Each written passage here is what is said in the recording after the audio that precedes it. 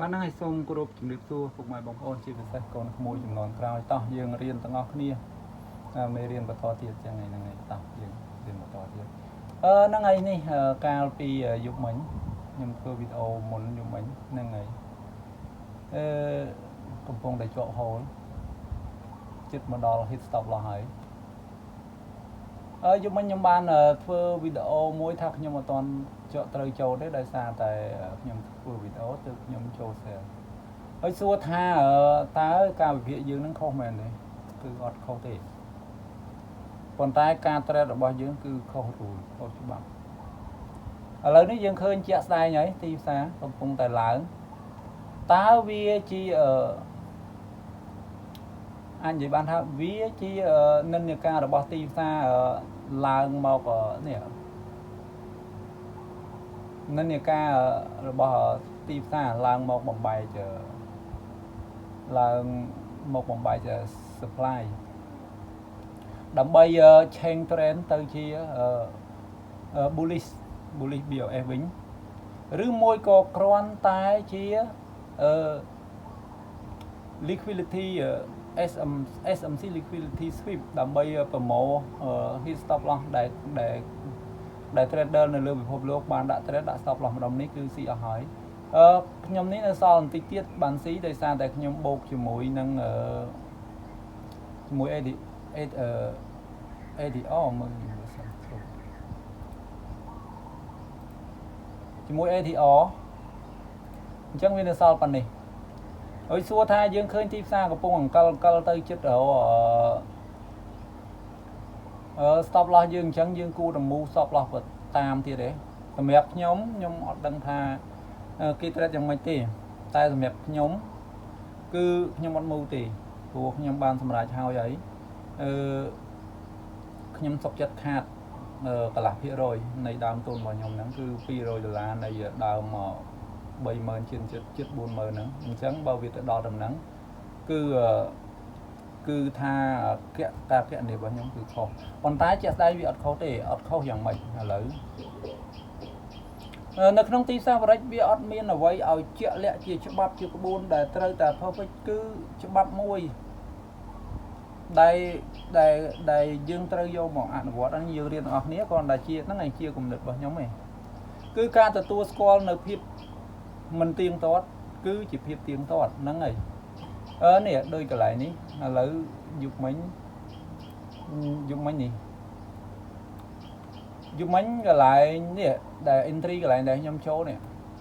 ហ្នឹងណាដោយសារខ្ញុំប្រញាប់ធ្វើវីដេអូខ្ញុំចូល entry កន្លែងហ្នឹងហើយខ្ញុំថាអត់ទាន់មានសញ្ញាណាមួយដែលត្រូវចូលផ្សាយមែនទេអញ្ចឹងដោយសារខ្ញុំប្រញាប់ធ្វើវីដេអូបើសិនខ្ញុំត្រូវលុយពិតគឺខ្ញុំអត់ទាន់ចូលទេអញ្ចឹងអត់ទាន់ចូលតែខ្ញុំចាំអីនេះខ្ញុំរងចាំមួយនេះBerry Pin Bar នេះបើក្នុងករណីចេញប៉ុណ្ណឹងហើយខ្ញុំគេហៅថាភាពភ័យខ្លាចខ្ញុំកើតឡើងខ្លាំងគឺជ្រុលខ្លាចអូបាត់បង់ឱកាសល្អខ្ញុំក៏ចូល sell កន្លែងហ្នឹងអញ្ចឹងណា sell កន្លែងហ្នឹងមួយវាចុះឲ្យយើងចំណេញបានវាចុះឲ្យយើងចំណេញបាន1600 point វាស្មើ160 pip ស្រាប់តែវាត្រឡប់ទៅ hold យើងអស់637 point វិញអញ្ចឹងស្មើនឹង63 pip ហ្នឹងហើយបើសិនជាការអត់ធ្មត់របស់យើងខ្ពស់យើងត្រូវចង់និយាយថាត្រូវនេះទ្រាំមកដល់កន្លែងនេះគឺវាបានផ្ដល់ដានជើងមួយត្រីធំមកផ្ដល់ដានជើងមួយធំជាងដានជើងចាស់នេះទៀតវាច្បាស់ជាងដោយសារអីអាហ្នឹងគឺជាអីគឺជា Berry engulfing បានន័យថានេះអា candlestick 15នាទីដែល sell នេះគឺកំពុងតែក្របដណ្ដប់ candlestick buy ហ្នឹងអញ្ចឹងបានតែកម្លាំង sell ហ្នឹងគឺវាធំលើ 50% នៃ candlestick 15% នេះអញ្ចឹងយើងអាចចាំចូលផ្សារនៅត្រង់នេះក៏បានដែរអញ្ចឹងណាបើយើងចូលកន្លែងហ្នឹង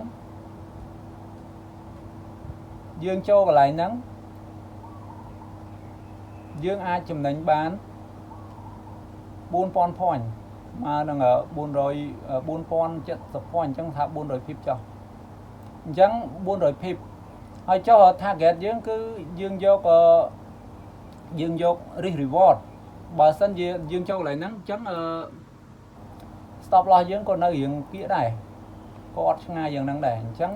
dương kẹo nia từ mùi stop loss cho bà dương chấm mà đó ní vía tai buôn pon point nhỉ buôn pon bây giờ point nhỉ chấm dương từ vô profit co on bấm phốt của ban ở mũi pon point như này chấm á tại vì mà đo thì khi nhỉ mà đó ban này tha dương thời trăm với việc tò mà đó ở thì buôn trade miền Trung ban đây vậy đấy nhưng mà lược vô mà riêng tầng óc đi về phía xa tầng óc nên nó cứ chỉ có buôn trade bài daily trade dương trade ở và trăm ngày á hình trắng này dương mưa cô để chó này hơi dương mưa là dương mưa anh này lại bị chó này anh ấy mong muối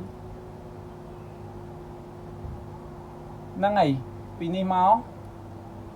mà đó ni mong mùi dương ở toàn ở bớt đi mong muối mày này phù mong muối giờ ti xa nơi cũng đa lão gì hồ ca chuôn đô nơi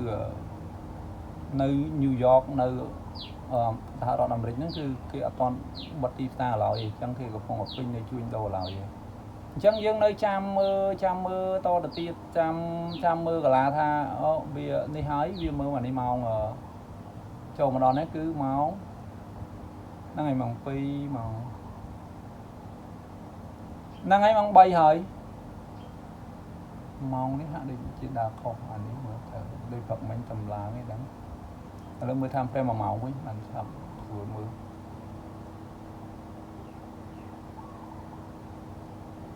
ô thời ọt khổ thì nó ngày lỡ mà đo nấy tham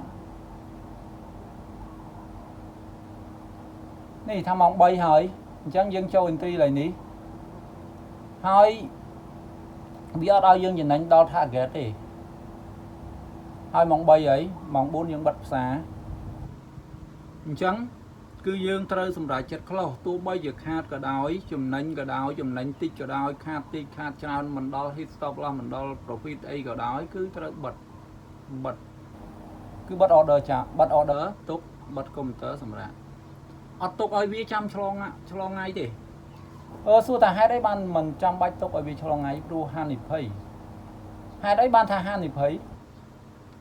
pro AMC cứ có cho chất thua si khăng nè NP đại bạc sạt mây mỏng miền này tha nè NP đại chop mà candlestick nắng chop không mà candlestick hai ba candlestick mấy tới tam tham frame mười muối là nắng tham frame mà màu là lớn nhưng mưa tham frame bằng ngày mưa tham frame màu chẳng cho mỏng 4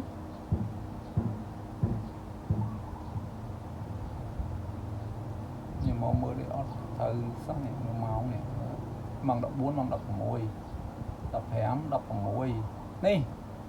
chúng mình cứ lại như thế chẳng man đây tham mong đọc mùi mỏng 4 kia nắng nhưng đã sẽ mong thời cho mùi năng âm thì phai năng chẳng mưa thời dương mưa hang khổng nè năng này nhưng ngày pi pon mà phay bờ muối khai pi ngày phay buôn đo bờ muốiทั้งhàng khómทั้งchẳng ban đây thay chúng anh cứ chừng đánh thì ọt khai thì cứ dương chừng đánh ban ở năng ngày dương châu và hai chia mà đông năng ảnh ấy thật khó thôi vừa dương tôi chạy tay dương ở châu lại năng ngày dương mà châu lại đi mà nót vừa dương không vừa dương ọt không thế con nó lại cái nó phân đi này dương châu mùi khai được tích mùi nhỉ chẳng vì mong đọc vào mũi phần tay mong năng việc sẽ đẹp thử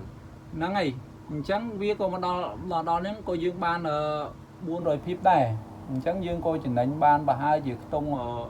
dương châu bây giờ lá nó cô tung bà hai chia mà rồi đờ lá ấy chiến này năng ngày nhầm mười nhầm kiện để tham việc năng ngày chẳng dương thử bắt lại như mong đọc vào mũi mình được mong nó dương mưa được ọt thử xong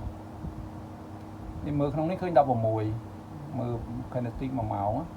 chẳng dương thử bật hai đây còn thử bật ở đó dương cái buôn trade vào dương 100 ngày cứ dương ọt trade ao vía cho ngày thì pro hanip hay NP đã bao xa thứ mấy và dương bao xa ngày thứ mấy cứ AMC mình nút này nè vậy vừa AMC nó cứ mình nút chuyện nhé cho algorithm AI ចងកូដហ្នឹង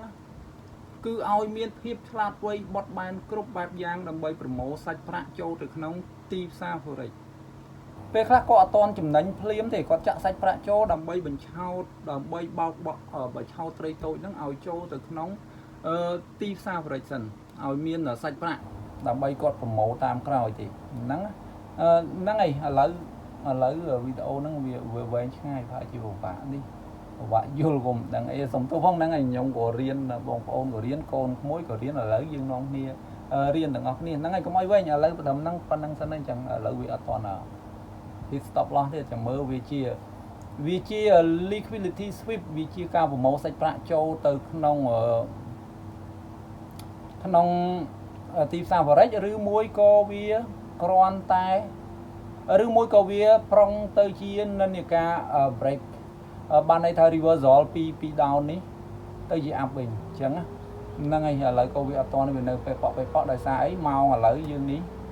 ម៉ោងយើងហ្នឹងអត់តន់បើកផ្សារ London ឡើយទេចាំមើលជាក់ស្ដែងនៅពេលបើកផ្សារ London សិនហ្នឹងហើយនៅពេលដែលបើកផ្សារ London គឺសកម្មភាពផ្សេងហ្នឹងហើយសូមបញ្ជាក់ចុងក្រោយបន្តិចដែរតើAMC liquidity sweep ហ្នឹងគាត់ចូលចិត្តធ្វើស៊ីនៅពេលណាខ្លះហ្នឹងហើយគាត់ចូលចិត្តស៊ីភាគច្រើនធ្វើស៊ីនៅម៉ោងព័ត៌មានហើយនឹងបើកផ្សារថ្មីហ្នឹងហើយមិនថា time frame មួយណាទេឲ្យតែបើក candlestick ថ្មីហ្នឹងគឺរាប់ថាជាបើកផ្សារថ្មីហើយយើងចាំសង្កេតមើលឲ្យតែបើកថ្មីមកគឺកម្លាំងទិញកម្លាំងលក់ហ្នឹងហាក់ដូចជាឆក់កម្លាំងកត្រាក់បើយើងមកមើលនៅក្នុង indicator នៅក្នុង trading view ទើបយើងឃើញនេះកម្លាំងឆក់ហ្នឹងគឺមានកម្លាំងខ្ពស់មែនតើអញ្ចឹងណាហ្នឹងហើយឥឡូវយើងចាំមើលកន្លែងហ្នឹងទៀតតើវាជានិន្នាការប្រុងឆេង trend ពី down ទៅជា up ឬមួយក៏ជា liquidity sweep ជាក់ស្ដែងចាំមើលលុយហ្នឹងវា hit stop loss ឬអត់ហ្នឹងហើយឥឡូវប៉ុណ្ណឹងកុំឲ្យវែងព្រោះវីដេអូហ្នឹងហើយយូរពេកហើយកុំឲ្យបងប្អូនឃើញហ្នឹងហើយមានការខុសឆ្គងអីខន្តីអភ័យទោសហ្នឹងហើយអរគុណច្រើន